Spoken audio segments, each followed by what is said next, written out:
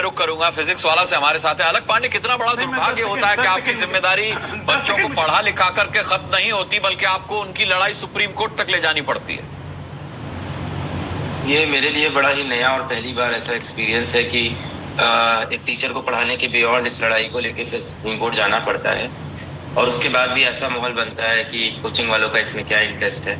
तो हम जिस संस्था में हम पढ़ाते हैं, जो हमारी संस्था है, वहाँ से खुद कई बच्चों के 720 में 720 नंबर आए थे, ऑल इंडिया रैंक 1 आई थी। उसके बाद भी बहुत से बच्चे ऐसे थे जिनके साथ गलत हुआ था। तो मुझे लगा इस बात को आगे ले जाना चाहिए, और फिर मैं इस चीज को माननीय सुप्रीम कोर्ट में लेके गया। एक चीज जो यहाँ पे अप्रिशिएट थी कि मैटर काफी पॉलिटिसाइज हो गया है, हम सब देख सकते हैं इस समय। एक और शॉकिंग बात है, पता नहीं मुझे बोलना चाहिए कि नहीं, पर जितने लोग भी अभी ओवरऑल इस टॉपिक में, यहाँ पैनल की बात नहीं करूँ, ओवरऑल मैं बहुत से लोगों को देख रहा हूँ, वीडियोज में देख रहा हूँ, टीवी इंटरव्यूज में देख रहा हूँ।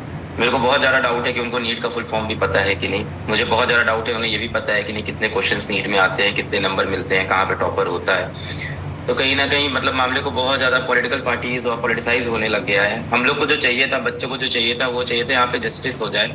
और सभी लोग इस पैनल में एक बात सही बोल रहे हैं कि अगर पूरे सारे बच्चों का पेपर भी फिर से करा देते हैं तो क्या वो भी बहुत हमें खुश करने वाला सोल्यूशन है? बिल्कुल नहीं, वो भी एक दुखद सोल्यूशन है। हम सब के लिए वो भी एक हार हो जाएगी कि 23 लाख बच्चा पेपर दे के आता है, फिर हम उसका फिर से री एग्जाम कराते हैं। क्या वो बच्चा जिसने पिछली बार 660 670 स्कोर किया था, इस बार वही स्कोर करेगा? क्योंकि दिन की भी बहुत बड़ी बात होती है। कई बार 10 नंबर आगे 10 नंबर पीछे हो जाता है। वो आप कहेंगे 10 नंबर आगे 10 नंबर पीछे में कौन सी बड़ी बात है? ये वो एग्जाम है जहां 10 नंबर आगे 10 नंबर पीछे से 50-50 हजार रैंक चेंज हो जाती है, और सरकारी कॉलेज में आप सीट देखो तो 40-44 हजार है। तो ये बड़ी ही अजीब सी स्थिति हो गई है। अब यहाँ पे हम लोग को सुप्रीम कोर्ट का ही भरोसा है।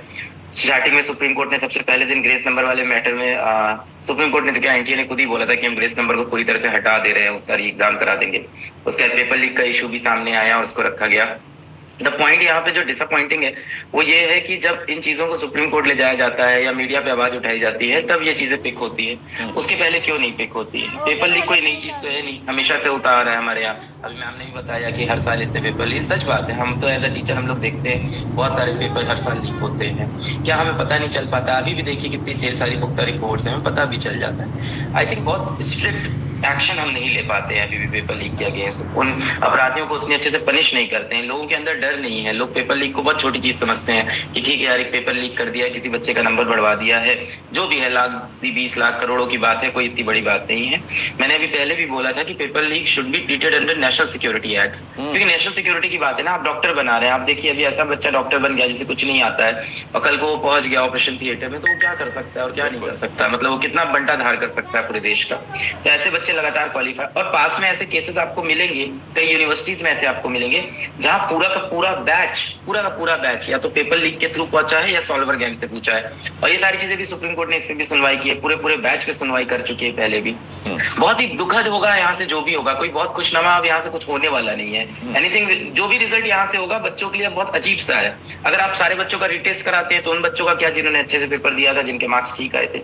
नहीं कराते हैं तो पता ही नहीं चलेगा कितने बच्चों के पास पेपर लीक था, कितने बच्चों को ग्रेस नंबर दिया। मैं अभी भी ग्रेस वाले पॉइंट को हटाना नहीं चाहता। धीमे धीमे क्या हुआ है, पूरा टॉपिक पेपर लीक की तरफ चला गया है, बट ग्रेस वाले पॉइंट में भी अभी भी हम लोग को ये नहीं पता कि एग्जैक्टली कितने बच्चों को ग्रेस दिया है। एनटीए ने अपनी नोटिस में, एनटीए के डीजी ने अपनी प्रेस कॉन्फ्रेंस में यही बोला था कि दिल्ली, पंजाब, छत्तीसगढ़, हरियाणा, 4 स्टेट्स के 6 सेंटर्स पे बच्चों को ग्रेस नंबर दिया है।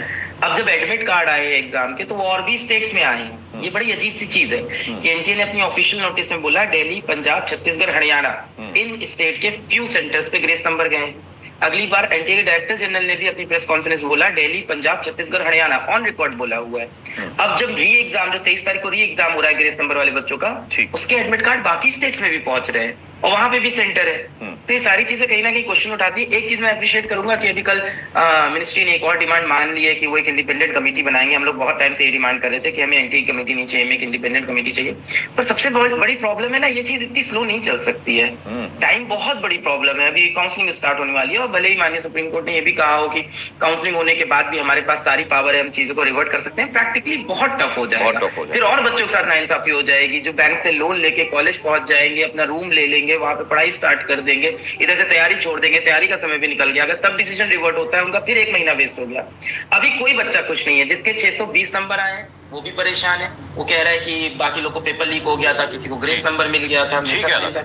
जिसके 690 आए वो भी खुश नहीं है। ठीक। वो कह रहे हैं सर मैं करूं क्या, यहाँ से पढ़ूं कि कॉलेज की तैयारी करूं। बिल्कुल, मैं आपने 24 लाख छात्रों की